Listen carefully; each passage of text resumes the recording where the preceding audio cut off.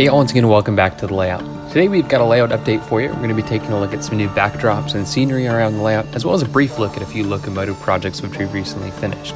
And also I'm really excited to share a new layout with you guys. And don't worry, it's not going to replace this one. It's a small, super detailed, portable layout, but something that has a lot of really neat features that we're going to look at in just a few minutes. And lastly, before we get started, I just want to share next week's video is going to be really exciting because I've been given the opportunity to collaborate with a model railroad manufacturer, that's Arrowhead Models, the same company that makes this hopper here, and Lombard Hobbies, to be part of an announcement for an all-new freight car in HO scale. And I'm excited because it's a really incredible car and something that I think really is going to take this hobby and modeling to the next step. So be sure to check out the Lombard Hobbies website for the exclusive announcement, which is going to be made on Friday, and then check back here on Saturday for a special video on this all-new freight car. That being said, let's get started. I figured we'd start the update here at the top of the peninsula. This is the top of the climb where the tracks level out, come into the town of Grovestone, which I'm sure most of y'all have probably seen before, but this scene really looks different with the addition of a new backdrop, and we freshened up a little bit of the scenery here and there. We have a couple more trees to add in between the road and the tracks there, but for the most part, the scene is done, and it was one that always looked a little bit incomplete or odd because there was no backdrop. Whenever you looked at this scene, you would see the walkway, and then the upper and lower level and the paper plant behind it. So it was always kind of difficult to really get a sense of realism here, in my opinion, and so by adding this backdrop and a 2 to 3 foot backboard in the back of this scene, it really kind of finishes this area of the layout, brings it to life. And so with this, I think pretty much the entire upper level and the peninsula as well is done. So now we can really start focusing on the lower level. But as you can see here, the cement plant and this little bridge and track/road scene is really complete and a lot more realistic now. So a lot of neat opportunities for some videos and pictures here, which we really didn't have before. So it's been definitely a fun addition and modification which we've been able to make to the layout.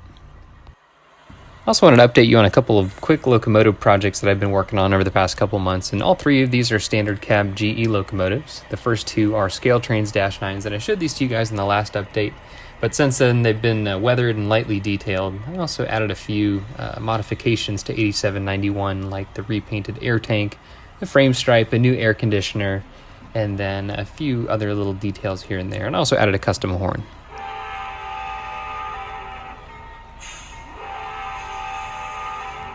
That one's got a neat sound effect as well, and then I also renumbered and repainted another scale trains -9, that's 8844. I added a new air conditioner as well and weathered it. But to this one I added the horsehead logo, the frame stripe, added a modern air conditioner unit, and then some working cab screens as well. When they updated these units, they took out the gauges and added new computer screens. And there's two more engines we're working on. This is an Atlas -8, which I've totally customized, added working truck lights, step lights, gauge lights, number board lights, and all sorts of different lights to this thing, and then custom detailed it with brass handrails and details all over the place. So it's kind of fun to go all out on one locomotive. You can see the little light in the drop step there on the rear anti-climber. So lots of little details there. And also another locomotive that we're working on is 7667.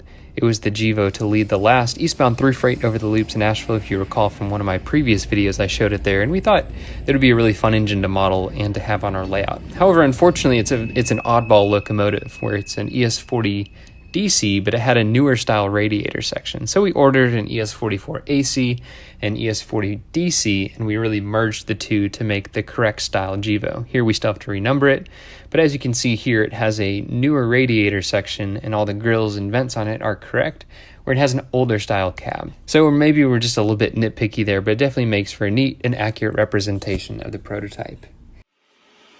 And last but certainly not least is the project layout here. And this is something that's been really fun to work on. It's an 11 by 2 foot display and switching layout. And this is really unique because I've incorporated weather into this. So we started out with some custom backdrops by Trackside Scenery, and Joey Ricard did an awesome job to make these things look hazy and misty and rainy. And then I also added sound effects. If you listen closely, that's not video editing, that's coming from the layout itself. More about that later. And then eventually we're going to add a high gloss surface to all the roofs and roads and surfaces on this layout. So with the lighting, the backdrops, the glossy surfaces, it's really going to look like a rainy scene, something I don't think has ever been done before, but something that I think will look really cool. So this layout was really designed around operations. There's a main line in the back with a passing siding and a spur track for storage. And then coming here through the background of the scene, there's a branch line which comes off the main line. The main line ducts into a tunnel here in the background of the scene, and eventually there's going to be a little fold down track, so you have a little bit of extra headroom to take a longer cut of cars into the branch line and out of the siding for switching. So eventually, you'll be able to close that door and fold the swing bridge or lift up section, whatever it turns out to be, down to kind of save room and get it out of the way. Coming into the branch line here, I have a totally scratch-built wooden trestle here, which goes over a river and comes in front of the main line, and then we enter a little switching area. So there's a siding, there's another spur which comes off and goes down to a little grain mill. We'll take a look at that in a minute. But here on the branch line, there's a little passing siding.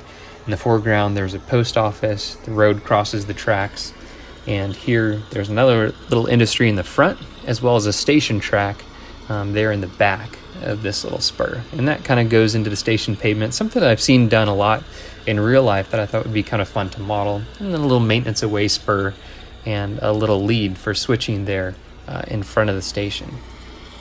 As I mentioned before, this layout is 11 feet long by about 2 feet deep, and it's about 4 feet high. So it's a nice chest high height, which I think is something that we kind of wish we had done before in the previous layout, but wasn't totally feasible with just having an upper and lower level. But another thing about this layout is that it's completely portable. So it comes apart in 2, 5 and 6 foot sections.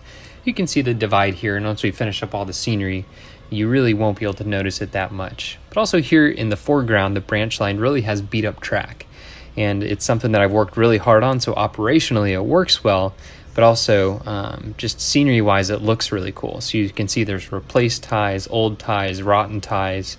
They're various spaced, and they're all glued down to really hold it down, but the track itself is also beat up and dips up and down, but I've really made it so that it operates smoothly for the most part, minus the 6-axle engines, but that's prototypical as well.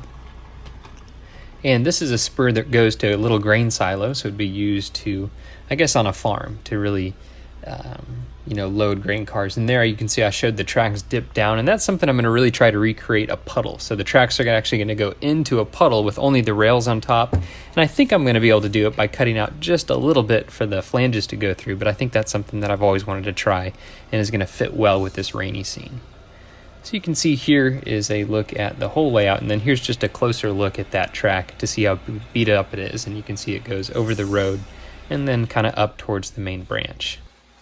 Another element which I've incorporated into this layout is custom lighting, and it's something that I've really wanted to do to recreate nighttime scenes, but also sunrises and sunsets. And finally, by doing a little bit of experimentation with RGB LED strips, that stands for red, green, blue LED strips, you're able to create pretty much any color combination. So it might be a little bit over exaggerated here in the video, especially the way the camera's picking it up, but you can add a nice dull subtle blue effect to really create a nice moonlit nighttime scene, and it's really gonna bring the scene to life. And especially when the locomotives start coming from the factory with new lighting features like number boards and truck lights, having a layout that can kind of complement those, I think, is really gonna bring those to life at night. So eventually we're going to add lights to all of the buildings. We're going to add street lights, station platform lights. The station itself will have wall-mounted lights. So there's going to be all sorts of various lights in the scenes across this layout, like in the grain silos and all over. So I'm really excited to get there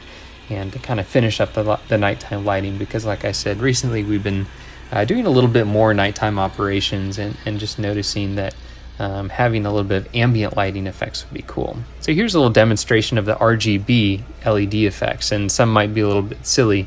But you can see here's a nice blue for the moonlit scene. But then using a controller, you can change it to more of a purple. Again, this might be a little over exaggerated, but you can dull it down to maybe make a sunrise. Here's a green, which I just did for the heck of it. Looks a little strange.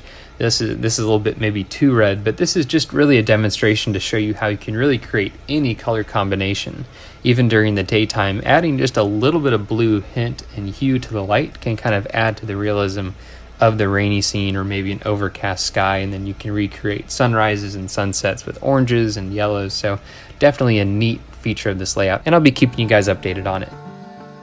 And one last thing I wanted to mention about the project layout that I just showed you is that it's actually for sale. I originally built it because I wanted to have it in my bedroom, even though I no longer live at home. I thought it'd be fun to have a switching layout to still operate trains when I'm away from the Asheville district layout. However, I realized it's just a little bit too big, and recently I learned I have to move, so it's not going to fit in the bedroom or in the house. So I decided to sell this, and eventually I'll recreate and rebuild a project layout just on a smaller scale. So if anyone's seriously interested in that, definitely feel free to read a little bit about it in the description and reach out to me via email for any questions or inquiries that you might have. So don't forget about the all-new announcement next Friday through Lombard Hobbies and the new video coming on Saturday, and I'm really excited to share it with you guys. So until then, thanks for watching, and I'll see you next Saturday.